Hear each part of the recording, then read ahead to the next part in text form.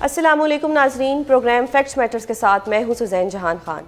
एक तरफ हुकूमत और PTI के दरमियान मुज़ाकराती अमल में मस्बत पेशरफ्त देखने में आ रही है, तो दूसरी जानिब फौजी अदालतों से 9 मई के वाक़यात में मुलव्वस मज़ीद 60 अफराद को सख्त सज़ाएँ सुना दी हैं। फौजी अदालत से सज़ा पाने वालों में बानी PTI के भांजे हसान न्याजी, PTI लाहौर के टिकट होल्डर इबाद फारूक और एक साबित ब्रिगेडियर भी शामिल हैं। फौजी अदालत से इस फैसले के बाद आज DGISPR लेफ्टिनेंट जनरल अहमद शरीफ चौधरी ने एक अहम प्रेस कॉन्फ्रेंस करते हुए 9 मई के मंसूबा साजों को भी सजा देने का इंदिया दिया है। उनका कहना था 26 नवंबर की साजिश 9 मई का तसलसल है। 9 मई के पीछे एक मरबूत मनसूबाबंदी थी। जो लोग उस मनसूबाबंदी और साजिश में मुलव्विस थे उनको आइन और कानून के मुताबिक कैफरे किरदार तक पहुंचाना जरूरी है। दहशत गर्दों के खात्मे के लिए जारी सिक्योरिटी फोर्सेस की कोशिशों को सहराते हुए उनका कहना था कि रवां साल में 59,775 कामयाब ऑपरेशंस किए गए। सिक्योरिटी फोर्सेस ने 2024 में मुख्तलिफ ऑपरेशंस के दौरान 925 दहशत गर्दों को जहन्नुम वासिल किया, जबकि सैकड़ों गिरफ्तार हुए। ऑपरेशन में 27 अफगान दहशत गर्दों को भी हलाक किया गया। हुकूमत की जानिब से भी फौजी अदालत के इस फैसले का खैर मकदम किया गया। वफाकी वजीर इत्तलात अतात आरड़ ने फैसले को खुशाइन कदम कहते हुए एक बार फिर 9 मई के मास्टर माइंड की सजा की बात की है। मुल्क की दिफाई तनसीबात पर हमले किए गए, बाकायदा एक मजमूम साजिश थी बानी चेयरमैन PTI की तरफ से, और ये मास्टर माइंड जो थे इस सारे हमलों के वो बानी चेयरमैन PTI थे। और दूसरी तरफ पाकिस्तान तहरीक इंसाफ की जानिब से एक बार फिर फौजी अदालतों में सिविलियंस के ट्रायल की मजम्मत की गई है। PTI के सीनियर रहनुमा और अपोजिशन लीडर उमर अयूब फौजी अदालत से आने वाले हालिया फैसले पर क्या कहते हैं। फौजी अदालतों के फैसले पर हुकूमत और PTI की जानिब से आने वाले मुतज़ाद बयानात इस वक्त सामने आ रहे हैं जब बड़ी कोशिशों के बाद मुज़ाकराती अमल में अहम पेशरफ्त देखने में आई थी। PTI की जानिब से मुज़ाकराती अमल को मुकम्मल करने के लिए 31 जनवरी की डेडलाइन दे दी गई है। PTI मुज़ाकराती कमेटी के तर्जुमान और सुन्नी इत्तेहाद कौंसिल के सरबराह साहिबजादा हामिद रजा का कहना है कि PTI चाहती है कि 31 जनवरी तक मुज़ाकराती अमल मुकम्मल हो जाए। मुज़ाकरात के कट ऑफ के लिए जो एक टाइम फ्रेम है वो जनवरी एंड है। हम 31 जनवरी तक इस मुज़ाकरात को मंतकी अंजाम तक पहुंचाना चाहते हैं। PTI की जानिब से तो हुकूमत को मुज़ाकरात के लिए एक टाइम फ्रेम दे दिया गया है। एक तरफ तो मुज़ाकराती अमल जारी है, तो दूसरी जानिब बानी PTI के हवाले से डील की खबरें भी गर्दिश कर रही हैं। इस पर बानी PTI की बहन अलीमा खान कहती हैं कि बानी PTI ने डील को ठुकराते हुए कहा है कि वो किसी सूरत हाउस अरेस्ट नहीं होंगे। उन्होंने बड़ा क्लियरली कहा है कि सबको रिहा करें, मुझे अगर जेल में रखना आप जेल में रख लें, लेकिन मैं हाउस अरेस्ट में नहीं जाऊंगा। हाँ करेंगे तो अपने केसेस का सामना करके अपने आप को इनोसेंट साबित करके फिर वो बाहर निकलेंगे। पाकिस्तान की सियासत में अमरीकी दबाव बढ़ता जा रहा है। एक राय ये भी पाई जा रही है कि शायद अमरीका इस वक्त बानी PTI की रिहाई के लिए दबाव डाल रहा है। पाकिस्तान मुस्लिम लीग नून के सीनियर रहनुमा मियां जावेद लतीफ़ साहब ने बानी PTI की रिहाई के लिए बैरूनी दबाव की तस्दीक की है। आइए आपको सुनवाते हैं। मैं आईनी अदारों से अपील करता हूं, खुदा के लिए मसलत से काम न लें, बता दें कि क्या दबाव है, जो कि है, किस कदर है, बढ़ रहा है और उसके बढ़ने की वजह और पाबंदियां जो लग रही हैं उनका टारगेट क्या है। नाजरीन, एक तरफ तो पाकिस्तान को सियासी अदम इस्तेकाम और दहशत गर्दी जैसे अंदरूनी मसाइल का सामना है, तो दूसरी जानिब वज़ीर दिफा ख्वाजा आसिफ और दीगर हुकूमती नुमाइंदों की नौ मुंतखब अमरीकी सदर डोनाल्ड ट्रंप के नुमाइंदे खसूसी रिचर्ड गर्नैल के दरमियान जारी लफ्जी गोलाबारी भी थमने का नाम नहीं ले रही। वज़ीर दिफा की जानिब से रिचर्ड गर्नैल को मुसलसल जवाबात देने के नतीजे में पाक अमरीका ताल्लुकात मुतासिर होते दिखाई दे रहे हैं। हमें स्टूडियो में ज्वाइन किया है हुमायूं अहमद साहब जो कि PTI के रहनुमा हैं, और स्काइप पे हमें ज्वाइन किया है कौसर काज़मी साहब ने जो कि तर्जमान है वज़ीर आला पंजाब के। सर, बहुत शुक्रिया आप दोनों के कीमती वक्त का। हुमायूं साहब, पहले तो आपसे सवाल करूँगी कि एक तरफ आप लोगों की मुज़ाकराती कमेटी बन गई, मुज़ाकरात हो रहे हैं और फिर कहा जा रहा है कि मुज़ाकरात हमें तहरीरी तौर पर लिख के दें। दूसरी तरफ सिविल नाफरमानी की तलवार भी सर पे है। तीसरी तरफ जो ये 9 मई के मुल्ज़मान हैं उनके फैसले भी आ रहे हैं। तो आपको लगता है कि ये जितनी भी आपके साथ मुज़ाकरात हो रहे हैं कोई फ्रूटफुल साबित होंगे? बिस्मिल्लाहिर्रहमानिर्रहीम, इय्याका नअबुदु व इय्याका नस्तईन। देखें, इस तरह है कि हमें पहले भी पता था और इसी वजह से हम कहते थे कि जब मुज़ाकरात होनी चाहिए तो उन लोगों के साथ होनी चाहिए जिनके हाथ में डिसीजन पावर्स होती हैं। अगर ڈیسیجن پاور آپ کے ہاتھ میں ہے تو آپ کے جو کوآرڈینیٹر ہیں ان کے ساتھ ڈسکشن کرنے کا کوئی فائدہ نہیں ہے. مطلب ٹو بی ویری آنسٹ ٹھیک ہے, میں ان کے ساتھ کہہ کے یہ نہیں کہہ سکتا کہ جی ٹائم چینج کرا لو یہ کر لو, کیونکہ دیٹس یور ڈیسیجن یا جو بھی ڈیسیجن لے رہا ہے. لیکن ہمیں ہمیشہ کہا جاتا تھا کہ جی آپ لوگ حکومت کے ساتھ بات نہیں کرتے ہو, آپ یہ نہیں کرتے ہو, تو ہم نے کہا چلو یار بلف کال کر لیتے اور حکومت سو کالڈ جو کہتی ہے کہ ہم ڈیسیجن میکنگ میں ہمارے پاس اختیارات ہیں, ہم نے آپ سے بات کر لیتے ہیں. اب جب مذاکرات ہوتے ہیں تو مذاکرات بیسیکلی مطلب یہ ہوتا ہے کہ یہ جیسے ہم پٹھانوں میں ہوتے ہیں اس کو ہم جرگا سسٹم کرتے ہیں, آپ بیٹھ کے آپس میں ایک پرابلم کا سولوشن نکالتے ہیں. لیکن جب آپ سولوشن نکال رہے ہوتے ہیں اس دوران میں ایک بندہ اٹھ کے دوسرے کو تھپڑ نہیں مارتا, یا ایک بندہ دوسرے کی بےزتی نہیں کرتا, یا ایک بندہ دوسرے کیس کو ڈیمین کرنے کی کوشش نہیں کرتا, because these are the unethical things during the time period. ٹھیک ہے. اب آ جاتے ہیں کہ 9th May کے اوپر everybody thinks 9th May everybody across the board including PTI کہ 9th May جو واقعہ ہوا ہے وہ غلط ہوا ہے.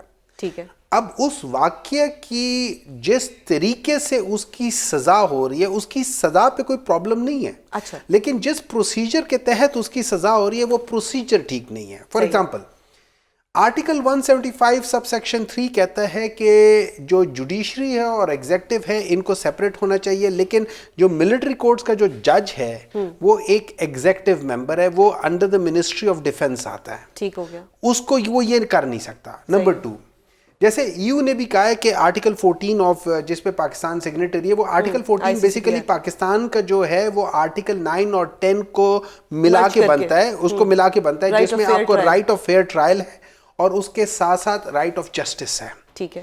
وہ دونوں چیزیں بھی اس میں وائلیٹ ہوتی ہیں. نمبر 2 یہ ان کیمرہ سیشن ہے, دیٹ مینس کہ جو آپ بیچ میں ویڈیوز دکھا رہے ہیں, جو آپ بیچ میں پروف دکھا رہے ہیں وہ کوئی ایز سچ نہیں ہے. اینڈ پلس جب آپ اس کو ہوتے ہیں وہاں انٹیمیڈیشن ہوتی ہے, وہاں پہ سب کچھ ہوتی ہے, تو وہ جو ایک فریڈم ہوتا ہے جو 164 کے تحت کے لحاظ سے, جس پہ میاں نواز شریف صاحب اور ان کے اوپر جو فاضی قائز عیسیٰ صاحب نے کیا تھا کہ حدیبیہ پیپر مل کا جو کیا تھا وہ اسی بیس پہ تھا. تو انہوں نے کہا تھا کہ جی یہ تو اس میں تھے, کسٹڈی میں تھے, ان کے اوپر تھوڑا سا دباؤ ڈال کے یہ کیا گیا. تو وہ سارے تو اگر اس لحاظ سے کریں تو یہ ہر ایک چیز کی کو نگیٹ کرتا ہے. نمبر 2 اگر ہم کسی حد تک مان لیتے ہیں کہ یہ جو 9th May تھا یہ اس میں جو چیزیں غلط ہوئی ہیں اس کی سزا تھی, تو پھر ایسے کتنے لوگ ہیں جو 9th May میں ملوث تھے لیکن جب انہوں نے پی ٹی آئی کو چھوڑ دیا تو ان کو سزا نہیں دی گئی, ان کو بلکہ جزا دی گئی, کسی کو کوئی پوزیشن دے دیا, کسی کو کوئی مطلب جس نے پریس کانفرنس کر دی ہے کوئی اور پارٹی جوائن کر لی, اس کو سزا کی بجائے جزا دے دیا. سو اس سے یہ ظاہر ہوتا ہے کہ یہ جو چیز ہے یہ گورنمنٹ جو ہے چونکہ ان کے پاس مینڈیٹ نہیں ہے. ٹھیک ہے.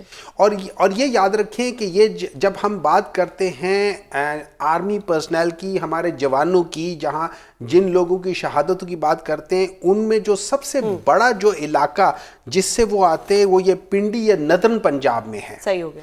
پنڈی سے لے کے جیلم تک ہے. پنڈی سے لے کر جیلم تک یہ 19 سیٹیں بنتی ہیں. ان 19 سیٹوں میں آپ کو بھی پتہ ہے, ہمیں بھی پتہ ہے, جیت عوام نے انہی فیملیز نے جن میں سے ہر ایک جگہ سے کوئی آیا انہوں نے ووٹ کس کو دیا. ٹھیک ہو گیا سر, آپ کا پوائنٹ آ گیا. کاظمی صاحب آپ کی طرف آؤں گی کہ مذاکرات بھی ہو رہے ہیں, اوپر سے ڈیل کی ایک چھ مگوئیاں بھی ہو رہی ہیں, پھر 9 مئی کے واقعات میں سزائیں بھی ہو رہی ہیں, سول نافرمانی کی تلوار بھی ہے, تارڑ صاحب بھی کوئی نہ کوئی دھمکی دے دیتے ہیں, تو آپ کو کیا لگتا ہے کہ مذاکرات فروٹفل ہوں گے یا نہیں ہوں گے؟ بسم اللہ الرحمن الرحیم. رب صلی علی محمد وآل محمد. دیکھیں جی, مذاکرات سے پہلے بھی ہمارا موقف یہی تھا کہ ایک غیر سنجیدہ سیاسی جماعت تو نہیں کہہ سکتے, ایک جتھا ہے یہ جس نے ثابت کیا اپنے ہر قدم سے کہ وہ ریاست کے خلاف ہمیشہ برسر پیکار نظر آئے. ہم اس وقت بھی پتا تھا ہمیں کہ یہ مذاکرات جو ہیں یہ بالکل غیر سنجیدہ ہیں, کیونکہ ساتھ ساتھ سول نافرمانی کی کال چل رہی تھی اور ترسیلات زر کو روکنے کے حوالے سے بھرپور طریقے سے جو اوورسیز پاکستانی ہیں ان کو روکا جا رہا تھا اور اب تک روکا جا رہا ہے. تو ریاست کے ماتھے پہ بندوق رکھ کے کوئی بھی جو پارٹی, کوئی بھی سیاسی جتھا وہ مذاکرات نہیں کر سکتا, اس کو بلیک میلنگ کہتے ہیں. پھر ہم نے دیکھا کہ جب ان کی ملاقات ہوتی ہے ہمیں اس پہ ہمیشہ خدشہ نظر آتا تھا کہ جب بھی یہ کسی منطقی انجام تک پہنچیں گے تو جو بالی تحریک انتشار ہیں وہ اس کو کھلے عام اس کو ویٹو کریں گے. ہمارا کیونکہ 100% باتیں نہیں سکتی کسی چیز کی. اب 9 مئی کے حوالے سے ایک بڑا کلیئر سٹانس تھا جب بھی بانی تحریک انصاف سے بات ہوتی ہے تو انہوں نے ایک ہی جملہ کہتے تھے کہ اگر کوئی بندہ قصوروار ہے تو ان کو پکڑے نا, ان کو سزائیں دیں. سر وہ تو سی سی ٹی وی فوٹیج کا بھی کہتے ہیں, وہ تو جوڈیشل کمیشن بنانے کا بھی کہتے ہیں. یہ دیکھیں نا, شروع میں اسی طرف آ رہا ہوں. ہم پھر اس کے بعد انہوں نے وہ ثبوت مانگے, ہر چیز ریاست نے ان کے سامنے رکھی. اب جب سزائیں دی گئیں تو جو لوگ کہہ رہے تھے کہ یہ ایجنسیز کے اپنے لوگ ہیں, یہ فوج نے کروایا ہے, یہ پی ایم ایل این نے کروایا ہے, تو ساتھ ساتھ ان کی فوٹیجز بھی چلائی گئی ہیں. جب وہ سزا کی خبریں چل رہی تھی سارا دن, ساتھ ساتھ ان کی جتنی کاروائیاں تھیں, خواہ وہ جناح ہاؤس ہو, ایئر بیس ہو, جی ایچ کیو ہو یا دیگر جو آرمی کی املاک ہے, ہر ایک چیز کے ثبوت ساتھ ساتھ دکھائے گئے. ہمیں تو یہ لگ رہا تھا کہ جب یہ سزائیں ہو چکی ہیں اور تمام تر ثبوت سامنے ہیں تو اس پہ وعدہ, اس پہ خیال, خان صاحب اس کی تائید کریں گے اور تحریک انصاف اس کی تائید کرے گی کہ جو لوگ اس میں شریک تھے ان کو سزائیں دی گئی ہیں. لیکن کاظمی صاحب ایک اور گلہ بھی ہے کہ جس سوشل میڈیا پہ آپ لوگ پابندی لگاتے ہیں, پھر اسی سوشل میڈیا کے ثبوتوں پہ آپ لوگ سزائیں بھی دیتے ہیں, کیونکہ سی سی ٹی وی کی تو کوئی فوٹیج بھی سامنے نہیں آئی, جتنی بھی آئی ہیں وہ موبائل فون سے بنی ہوئی آئی ہیں. وہ بڑی مصدقہ ہے نا, اس میں ان کے بیانات ہیں, ان کے لفظی جو انہوں نے دھمکیاں دی تھی ریاست کو اور لوگوں کو ترغیب دے کے لے کے جا رہے تھے, وہ بیانات ہیں ان فوٹیجز کے اندر. وہ صرف کچھ چہرہ, ہاں اگر یہ کہہ سکیں, انہوں نے ابھی تک کسی نے یہ نہیں کہا کہ خدا نہ خواستہ وہ فیک ہیں, وہ آرٹیفیشل انٹیلیجنس سے بنی ہوئی فوٹیجز ہیں, اس پہ تو کسی نے اعتراض نہیں کیا, وہ تو بالکل سامنے ہے. جوڈیشل کمیشن کا جہاں تک ان کا مطالبہ ہے وہ صاف نظر آ رہا ہے کہ ایک جو جوڈیشل پروسیس ہے اس میں تاخیری ایک حربہ ہے, کیونکہ وہی جو ثبوت ہمارے پاس ہیں جن پہ سزائیں دی گئی ہیں, اور یہ کہہ رہے تھے جی فیئر ٹرائل. لیکن کاظمی صاحب جب سپریم کورٹ کا حتمی فیصلہ آئے گا یہ سویلینز کے ٹرائل کے اوپر, تو پھر ان جو سزائیں ہیں ان کی کیا وقت رہ جائے گی؟ دیکھیں, ہمیں یہ بڑا کبھی امید اور یقین ہے اس بات پہ کہ ریاست نے کسی بندے کو, یہ جو ملٹری کورٹ سے سزائیں ملی ہیں, ہمیں نہیں لگتا تمام تر ثبوت کو سامنے رکھتے ہوئے کہ کسی کے ساتھ بھی کوئی زیادتی ہوئی ہے. تو جب سپریم کورٹ کے سامنے یہ تمام تر چیزیں رکھی جائیں گی, اور جس کو یہ کہہ رہے ہیں کہ ای یو نے کہہ دیا اور فورن جتنے بھی جو طاقتیں ہیں, جو لابنگ فرم کے ذریعے معاملات چل رہے ہیں سارے, اس میں کوئی شک نہیں ہے, خاصا پیسہ لگے. ہم تو یہ کہتے تھے یہ بیرونی فنڈڈ فتنہ ہے, تو وہ تمام تر جو فنڈ تھا وہ ایک طرف لگ رہا ہے, جو فیئر ٹرائل ہیں وہ بالکل مل رہے ہیں, اور انسانی حقوق کی کسی قسم کی کوئی پامالی نہیں ہو رہی یہاں پہ. اور بالکل ہم یقین بھی دلائیں گے جو اس حوالے سے پوچھے گا, جو باز پرس ہوگی کسی بھی جانب سے. صحیح ہے. محمد صاحب بتائیے گا کہ وہ کہہ رہے ہیں کہ کوئی انسانی حقوق کی کوئی پامالی نہیں ہو رہی, جبکہ حفیظ نیازی صاحب جو ہے وہ کہہ رہے ہیں کہ میرا بیٹا تو اس وقت وہاں موجود ہی نہیں تھا. پھر جو عماد فاروق صاحب ہیں وہ کہتے ہیں کہ میرا بیٹا فوت ہو گیا, میں اس کے جنازے پہ بھی گیا تو پیچھے سے ان کو پکڑا ہوا تھا پولیس والے نے. تو یہ تو کہہ رہے ہیں کہ کوئی انسانی حقوق کی پامالی نہیں ہوئی. آپ لوگ ٹی وی پہ آ کے کہہ رہے ہیں کہ اتنا سب کچھ ہو گیا, فیئر ٹرائل نہیں تھا, پبلک ٹرائل نہیں تھا, اوپن ٹرائل نہیں تھا. دیکھیں اس طرح ہے, انفارچونیٹلی پچھلے 40-45 سال سے یہ ایک مائنڈ سیٹ ہے جو پاکستان میں مسلط کیا گیا تھا جنرل جیلانی نے. ٹھیک ہے, یہ وہ جو نہیں ہوتی گھاس ہوتی ہے جس کو ویڈ کہتے ہیں, جو گراس نہیں ہوتی لیکن ویڈ ہوتی ہے, اور وہ اچھی گھاس کو کھا جاتی ہے. جب آپ کسی اچھی جگہ پہ گھاس اگاتے ہیں تو آپ نے اس کو ایک ایک کر کے نکالنا ہوتا ہے. یہ وہ گھاس ہے جس کو ایک ایک کر کے نکالنا ہے اس ملک سے. انہوں نے پچھلے 40-45 سال سے اس سوچ نے اس ملک کو تباہ کیا ہے. جھوٹ بولنے میں یہ ماہر ہے. انہوں نے پارلیمنٹ کے اندر کھڑے ہو کر کہا تھا یہ ذرائع ہیں میرے پراپرٹیز کے, اس کے بعد انہوں نے آج تک وہ ذرائع نہیں بتائے. اس کے بعد سے یہ لوگ کہتے ہیں جو 23 مارچ 2023 کو 5 رکنی بینچ سپریم کورٹ نے کہا تھا کہ یہ ان کانسٹیٹیوشنل ہے ملٹری کورٹس کے اندر ٹرائل کرنا. ٹھیک ہے, جس چیز کا یہ ریفرنس دیتے ہیں کہ بھئی آپ لوگوں نے سویلین کی ٹرائل کی تھی, وہ 21 جو کانسٹیٹیوشنل امینڈمنٹ ہوئی تھی جو خاص لوگوں کے لیے کہا گیا تھا, اور اس کی میعاد 2 سال تھی, اور 2 سال بعد وہ ختم ہو گئی تھی. اور اس کے بعد قاضی فائز عیسیٰ کا ایک فیصلہ بھی آیا تھا جو کہ یہ منورٹی میں تھا, بٹ وہ یہ تھا کہ نہیں ہونے چاہیے. سب نے یہ کہا ہوا ہے, اور 5 رکنی بینچ نے کہا ہوا یہ انکانسٹیٹیوشنل ہے. یہ 2023 کی میں بات کر رہا ہوں, پچھلے سال کی میں بات کر رہا ہوں, سال 1 سال 10 کی بات کر رہا ہوں. لیکن سر سوری قطع کلامی کے لیے, لیکن جب خان صاحب حکومت میں تھے اور آپ کی پارٹی کے لوگ کہتے تھے کہ جی سویلینز کا ملٹری ٹرائل ہوتا ہے, ویڈیوز ہیں, آن ریکارڈ ہیں, آج کل سوشل میڈیا پہ سرکولیٹ بھی کر رہے ہیں. 2021 کی میں بات کر رہا ہوں, اس میں 21 امینڈمنٹ آئی تھی. اس کے لیے وہ تحریک طالبان پاکستان کے لیے ان لوگوں کے لیے اسپیشل امینڈمنٹ ہوئی تھی, کیونکہ دے ور سویلینز, اور ان کو اس چیز میں لا کر کیا گیا. اگر آپ کہتے ہیں کہ اب بھی پی ٹی آئی والوں کے لیے بھی امینڈمنٹ ہو جانی چاہیے, اگر یہ لوگ لا رہے تھے امینڈمنٹ, ٹھیک ہے. یہ تو لا رہے تھے امینڈمنٹ, وہ بعد میں 26ویں امینڈمنٹ ایک طرح سے وہی ہوگی نا, مرضی کے فیصلے. وہ 26ویں امینڈمنٹ میں وہ چیز نہیں آئی, وہ کلوز نہیں آئی پھر. تو اگر یہ امینڈمنٹ لے کر آتے تو اور بات تھی, لیکن امینڈمنٹ لائی نہیں. لیکن مجھے ایک بات بتائیں نا, وہ کون سا ایسا لا ہے جو یہ ڈیسائیڈ کرے گا کہ جو کاظمی صاحب ہیں ان کا ٹرائل سیور کورٹ میں ہوگا اور یہ اسی کیس میں ہے, اور ڈاکٹر ہمایوں کا ٹرائل ملٹری کورٹ میں ہوگا, میں بھی اسی کیس میں ہی ہوں. گلے شکوے جاری رہیں گے تو یہ مذاکرات کس طرح سے ہوں گے, کس طرح سے کوئی نتیجہ سامنے آئے گا, کس طرح سے جو عوام ہے اس کو کوئی سکون کا سانس ملے گا؟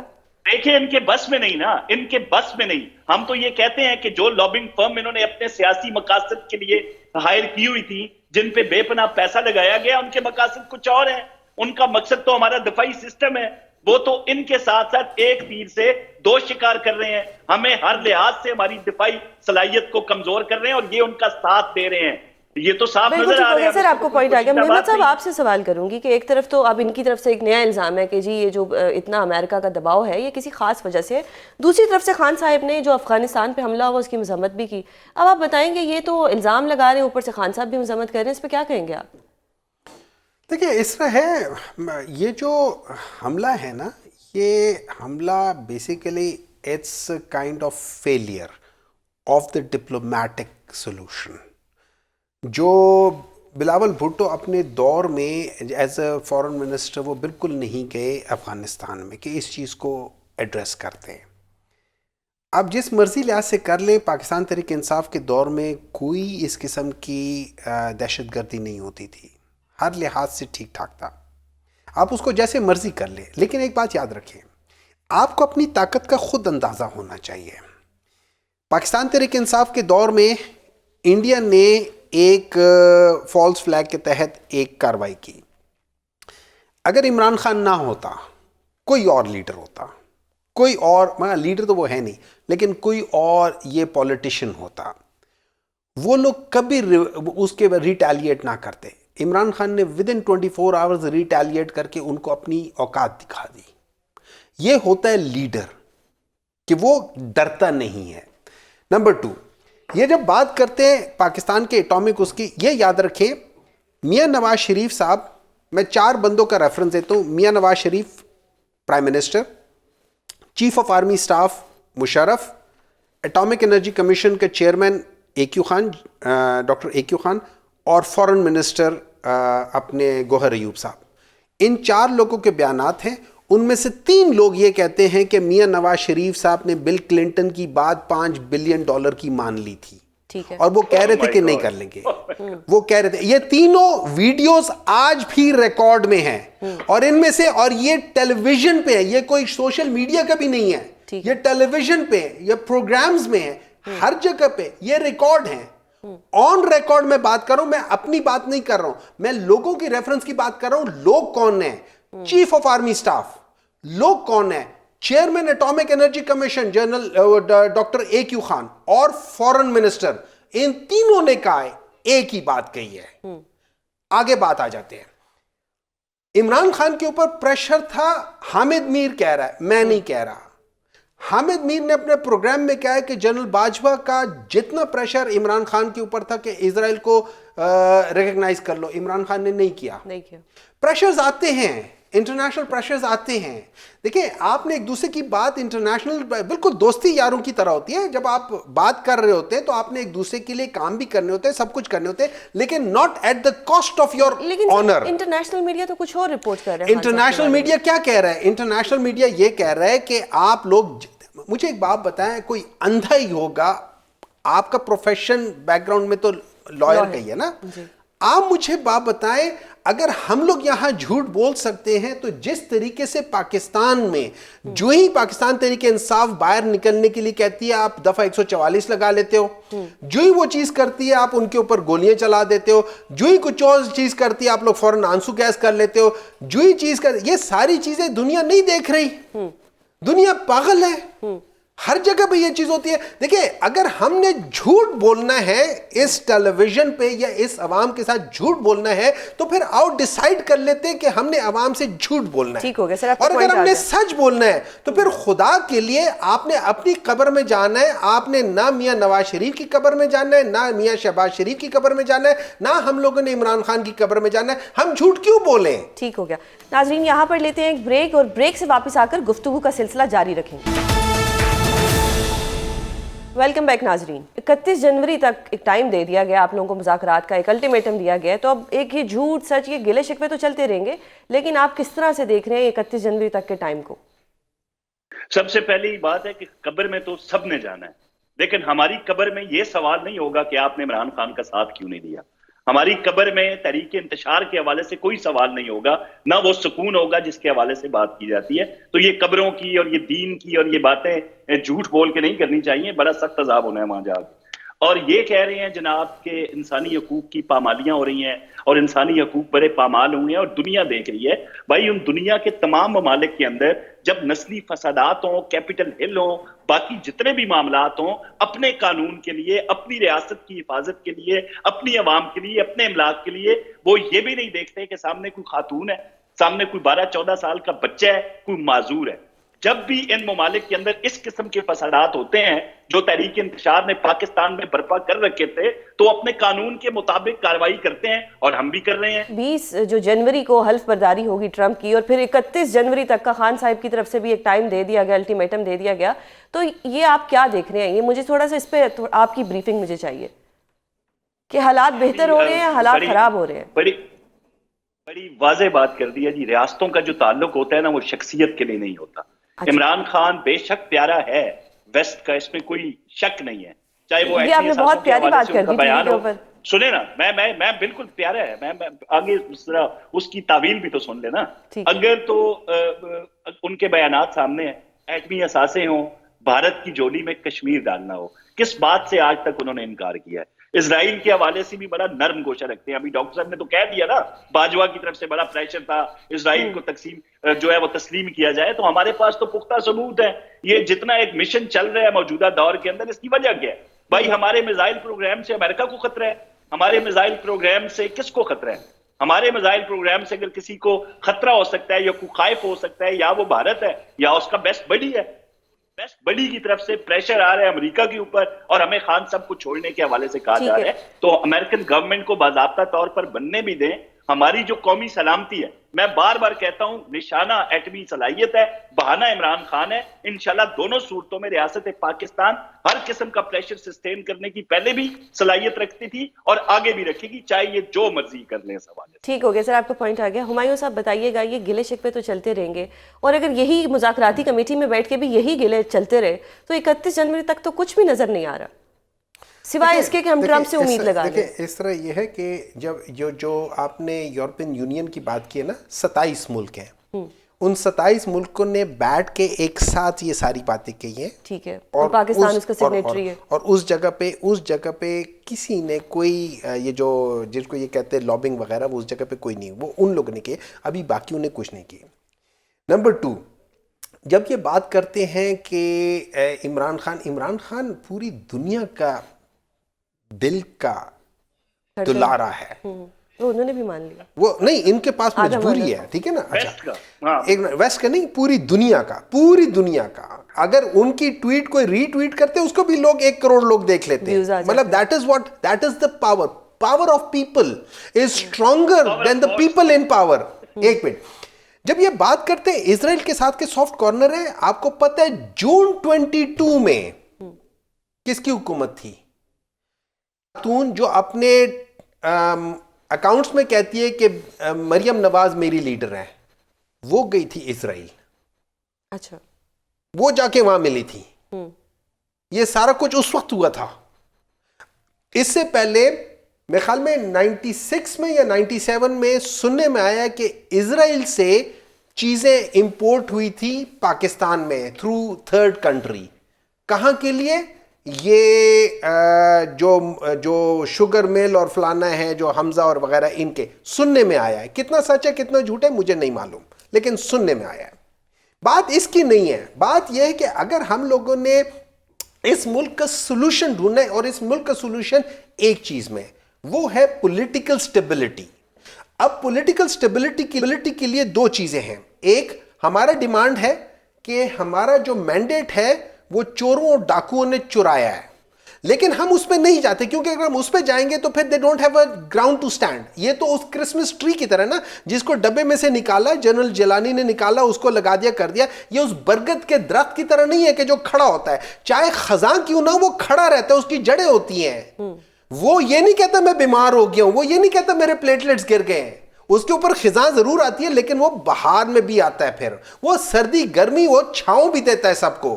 وہ برگد کا درخت کچھ اور چیز ہوتی ہے, یہ وہ سمجھ نہیں سکیں گے. اب بات آ جاتی ہے آگے.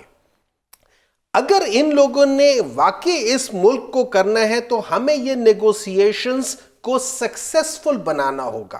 اس کی ہماری سمپل سی ڈیمانڈ ہے, وہ یہ ہے پولیٹیکل پرزنرز, اور یہ بھی پولیٹیکل پرزنرز رہ چکے ہیں. بالکل سارے ان لوگوں نے 1980s اور 90s میں پولیٹیکل پرزنرز کا کانسیپٹ سب سے پہلے 1990 میں آیا تھا, جب انہی کے دور میں, سیف الرحمان کے دور میں سب سے بڑا وہ سٹارٹ ہوا تھا. وہاں سے اس کی شروعات ہوئی تھی.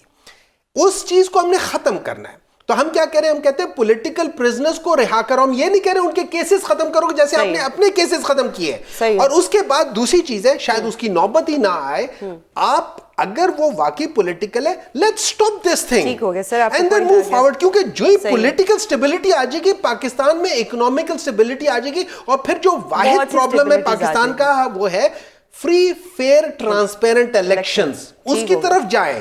اگر آپ نے واقعی اس ملک کے لیے کچھ کرنا ہے, ورنہ میں بھی بولتا رہوں گا, یہ بھی بولتے رہیں گے. بالکل ٹھیک ہو گیا سر, بہت شکریہ کاظمی صاحب, بہت شکریہ پروگرام میں اپنا وقت دینے کے لیے. ہمایوں صاحب بہت شکریہ. ناظرین, یہ جنوری کا مہینہ تو بہت اہم ہے, اور ہم سب بھی دیکھ رہے ہیں کہ یہ واقعی بہت اہم ہے. یہاں پر لیتے ہیں ایک بریک سے واپس آئیں گے. اور جیسا کہ ہم سب جانتے ہیں کہ آج محترمہ بے نظیر بھٹو صاحبہ کی شہادت کا دن ہے, تو ہم بات کریں گے پیپلز پارٹی کی رہنما شہلا رضا صاحبہ سے. ویلکم بیک ناظرین. اب بات کریں گے عالم اسلام کی پہلی خاتون وزیر اعظم دختر مشرق محترمہ بے نظیر بھٹو شہید. 27 دسمبر 2007 وہ بدنصیب دن تھا جب ہم بے نظیر بھٹو جیسی ایک عظیم رہنما سے محروم ہوئے. آج سے ٹھیک 17 برس قبل آج ہی کے دن محترمہ بے نظیر بھٹو کو راولپنڈی میں لیاقت باغ کے مقام پر جلسے کے بعد شہید کر دیا گیا. پاکستان میں جمہوریت کے لیے ایک سیاہ ترین دن تھا. بھٹو شہید کی سیاسی جدوجہد, ان کے افکار, نظریات پر بات کرنے کے لیے ہمارے ساتھ موجود ہیں پاکستان پیپلز پارٹی کی سینئر رہنما شہلا رضا صاحبہ. میم بہت شکریہ پروگرام میں اپنا قیمتی وقت دینے کے لیے. میم ہم سب بھی جانتے ہیں کہ رانی شہید محترمہ بے نظیر بھٹو صاحبہ پاکستان کا کتنا بڑا ایسٹ تھیں, اور یہ صرف پاکستان کا لاس نہیں تھا, یہ عالم اسلام کا لاس تھا, کیونکہ وہ پہلی خاتون تھی جو وزیر اعظم بنی. اتنا بیسک ایسٹ ہمارا, ایک دن لیاقت باغ میں ان کو قتل کر دیا گیا, اور پھر کس طرح سے کرائم سین کو واش کر دیا گیا تاکہ کوئی ڈی این اے نہ بچے. آپ کو کیا لگتا ہے کہ آج کا دن پاکستان کی تاریخ میں کتنا اہم ہے؟ میں یہ سمجھتی ہوں کہ آج کا دن جو ہے وہ پاکستان کی تاریخ سے کبھی دھویا نہیں جا سکتا. خون تو دھل گیا, لیکن محترمہ بے نظیر بھٹو کی شخصیت کو دھویا نہیں جا سکتا. اور جب تک یہ پاکستان ہے اس میں بھٹو خاندان کی قربانیاں جو ہے نا وہ ان کو بالکل ایک سائڈ بھی نہیں رکھا جا سکتا.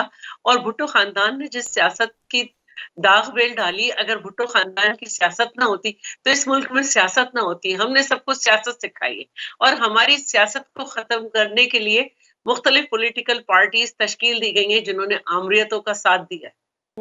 تو میم یہ کہنا تو درست ہوگا کہ یہ جو بھٹو خاندان ہے یہ شہیدوں کا خاندان ہے, اور انہوں نے ملک کی خاطر اپنی جانیں قربان کی ہیں, لیکن نہ بھٹو صاحب کو انصاف ملا, نہ آج تک محترمہ بے نظیر صاحبہ کو انصاف ملا. تو انصاف کے لیے اب ہم کس کا دروازہ کھٹکھٹائیں گے؟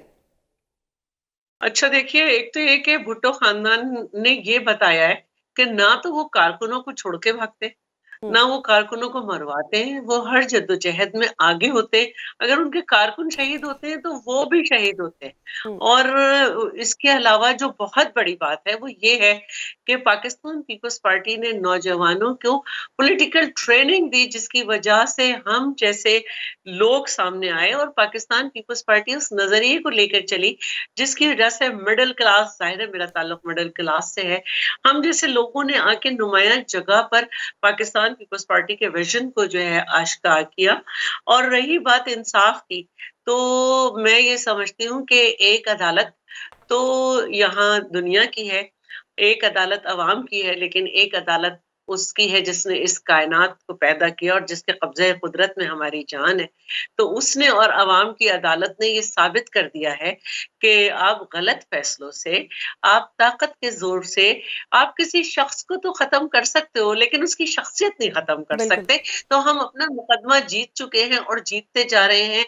आज भी जो है, जो दुश्मन है उसको मालूम है कि उसने जो है हॉरिबल एग्जाम्पल किसको बनाया था, और आज भी दुश्मन को पता है कि एटॉमिक मिसाइल टेक्नोलॉजी जिसने दी थी वो जब वापस आती तो पाकिस्तान कहाँ जाता, तो उसने वहां पे भी अपना काम दिखाया। और आज जब सैंक्शंस लग रही हैं तो हम बाबंगे दहल कह रहे हैं कि हम इस एटॉमिक प्रोग्राम को, जो कि एक पुरअमन प्रोग्राम है, अगर हमारा पड़ोसी, हमारा दुश्मन मुल्क एटॉमिक पावर है, तो हमें भी जो है वो खित्ते में ताकत का तवाजुन रखना है, हमें भी बिल्कुल। अपनी हिफाजत के लिए करना है। तो ये है हमारा प्रोग्राम। तो इसको अगर हमें कमजोर किया जा रहा है, और वो कुव्वतें जो हमेशा से ना सिर्फ मुसलमानों के बल्कि मुस्लिम ममालिक के एम्पावर्ड होने के खिलाफ हैं, आज वो अगर हमारी तरफ रुख किए हुए हैं, तो हम जो है पाकिस्तान पीपल्स पार्टी और अवाम एक दूसरे के साथ खड़े हुए हैं। और मैं, ये जज्बाती बात नहीं है, मैं सिर्फ यही कहूंगी कि जब तक शैला साहिबा, आप पाकिस्तान बताइएगा आपकी पीपल्स बीबी से लास्ट मुलाकात कब हुई थी उनकी वफात से पहले? 13 दिसंबर 13 दिसंबर, मतलब बहुत ही करीबी बीबी टाइम साहब आपने उनके साथ, हमारी आखिरी जो औकात थे। जी, उसके बाद वो 27 को चली गई थी क्योंकि वो बहुत मसरूफ थी। तो 13 दिसंबर को हम मिले थे और मैंने उनको इमाम जामिन भी बांधा था। अच्छा। और जाहिर है कि हर मुसलमानों के कुछ तरीके होते हैं कि वो अपने लोगों को हिफाजत में लेने के लिए कुछ न कुछ करते हैं, दुआओं का हिसार करते हैं। तो बस अल्लाह ताला की मर्जी शैला थी। साहिबा, क्योंकि आपने उनके साथ टाइम गुजारा है, आपको मोहतरम बिलावल भुट्टो जरदारी और आसिफा साहिबा में से किस में ज्यादा झलक नजर आती है बीबी शहीद की? जो एक हार्ड वर्किंग मैंने चेयरमैन बिलावल में देखी, जिस तरह से उन्होंने उर्दू सीखी, उर्दू जबान पे अबूर किया, और जिस तरह से उन्होंने अपने लोगों को और सबको इकट्ठा किया, जिस तरह से वो कैंपेन चला रहे थे मंशूर हाथ में लेके, जिस तरह से वो वजीर खारजा रहे, तो उनका तो जो अमली काम है वो नजर आ रहा है। आसिफा की अभी शुरुआत है, लेकिन उसकी तो आवाज, उनकी आवाज भी बहुत मिलती है। और एक वो जो बीबी साहिबा थी, एक पर्सनैलिटी जो है वो बहुत बहुत मैच करती है वालदा से। आसिफा में झलक आती है। तो मुझे एक और चीज़ आपसे जाननी है कि आपको भी मालूम होगा कि बीबी शहीद की शहादत से पहले उनको DGISI, जो उस वक्त की DGISI, तो उन्होंने इतला दी थी कि आपकी जान को ख़तरा है, लेकिन फिर भी हमारी जो बीबी थी वो इतनी बहादुर थी कि वो अपने जालों की खातिर बाहर आईं, और उन्होंने एक बाहर जिस वक्त निकली उन्होंने हाथ लहराया, और उसी वक्त जो थे वहाँ पर जो टेररिस्ट थे उन्होंने उनको शहीद कर दिया। तो आपको लगता है कि बीबी को मालूम था कि ये दिन उनके लिए बहुत ख़तरे वाला है? जब बीबी दुबई में थी और वहां पे उनसे कहा गया कि आप नहीं जाएं, तो उन्होंने कहा कि फिर अगर मैं डर जाऊं तो मुझे सियासत नहीं करनी चाहिए, फिर हमें ये काम छोड़ देना चाहिए, हमारा काम अपने अवाम, अपने मुल्क के लिए है, मैं जरूर जाऊंगी। और आप ये देखें कि यहाँ पर लोग बड़ी बड़ी तहरीकें चलाने की बात करते हैं और कहते हैं कि हम पाकिस्तान नहीं आएंगे क्योंकि हम कोई मरना थोड़ी है। या यहाँ पे ऐसे लीडर्स हैं जो कहते हैं कि मुझे आपने वजीर आजम से हटा दिया तो इससे अच्छा था पाकिस्तान पे बॉम्ब मार देना था। वो मुस्तकिल आगे बढ़ती रही और कदम कदम पे उनको लोग आगाह करते रहे। लेकिन कहा यह भी जाता है कि सुबह को हामिद करजई ने उनसे कहा कि आपकी जान को खतरा है, ठीक है, लेकिन बीबी साहिबा ने कोई परवाह नहीं की और उनका एक मिशन था कि मेरा प्रोग्राम जो है मेरी आवाज पहुंच जाए। और उन्होंने ये कहा कि ये टेररिस्ट चाहते हैं, ये दहशतगर्द चाहते हैं, क्योंकि अब जो लड़ाई थी वो सिर्फ एक डिक्टेटर माइंडसेट से नहीं थी, अब जो लड़ाई थी वो दहशत गर्दों से भी थी, टेररिस्ट से भी थी। तो उन्होंने कहा कि चाहते हैं कि हमारे मुल्क में हमारा झंडा न लहराए। लेकिन एक आखिरी सवाल करना चाहूंगी कि उस वक्त की जो पीपल्स पार्टी थी, जब रानी शहीद मोहतरमा बेनज़ीर भुट्टो साहिबा हयात थी, और अब की पीपल्स पार्टी में आपको क्या फ़र्क नज़र आता है? मैं समझती हूँ कि बीबी साहिबा को तो खुल के काम करने का मौका नहीं मिला। 18 महीने और 20 महीने की 2 हुकूमतें मिली, लेकिन उसके बावजूद भी उन्होंने वो काम किया। यही एक तो सबसे पहले कि मिसाइल टेक्नोलॉजी दी, उसके अलावा ये आईटी जो आज मुल्क में है, और हम आज फिर उसकी आईटी की राइट्स के लिए जद्दोजहद कर रहे हैं, इसको भी इंट्रोड्यूस कराया और बहुत से काम। लेकिन हमें मौका मिला है, हमने इस बिगड़ी हुई आइन की शक्ल को सही किया है। हमने जो है सबसे बड़ा दुनिया का जो है सोशल प्रोटेक्शन का प्रोग्राम दिया है। आज सिंध COP29 में जो है पाकिस्तान का वाहिद सूबा है जिसे रिड्यूस कार्बन एमिशन पे जो है वो कार्बन क्रेडिट मिल रहा है। आज हमने इंफ्रास्ट्रक्चर में तब्दीली की है। हमारा अपना बहुत बड़ा पावर प्रोजेक्ट है, जहां बच्चे मरते थे पाकिस्तान की तारीख से पहले भी। आज बहुत शुक्रिया शहला रज़ा साहिबा आपके कीमती वक्त का। नाजरीन, जैसा कि हम सब जानते हैं, मोहतरमा बेनज़ीर भुट्टो साहिबा की शहादत का दिन है, और ये वो दिन है जो पाकिस्तान की हिस्ट्री में हमेशा याद रखा जाएगा, क्योंकि रानी शहीद बेनज़ीर भुट्टो जो थी वो बहुत ही स्ट्रॉन्ग थी, बहुत ही वो एक स्ट्रॉन्ग पर्सनैलिटी के अलावा उनकी एक जो सोच थी वो हमेशा फोकस्ड होती थी। हमने बचपन में उन्हें देखा था और बहुत उनको देख के अच्छा लगता था, और पाकिस्तान की जितनी ख़वातीन हैं वो उनके लिए एक रोशन मीनार की हैसियत रखती हैं। यहाँ पे प्रोग्राम का वक्त ख़त्म होता है। कल आपसे दोबारा मुलाकात होगी और किसी नए सियासी टॉपिक पे हम बात करेंगे। अल्लाह हाफ़िज़।